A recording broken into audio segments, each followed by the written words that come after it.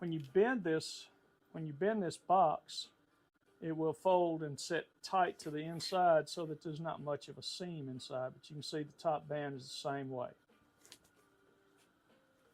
Now put them in the water to cook for a little while. Once the bands have cooked and softened up enough to where we can form them on our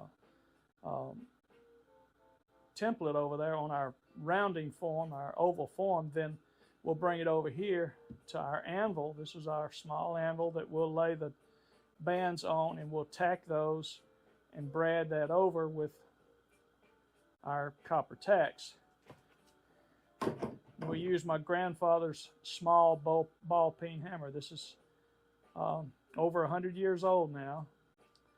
He had when he was young and growing up. I'm 74 now, so it's at least 100 years old, but we'll use that.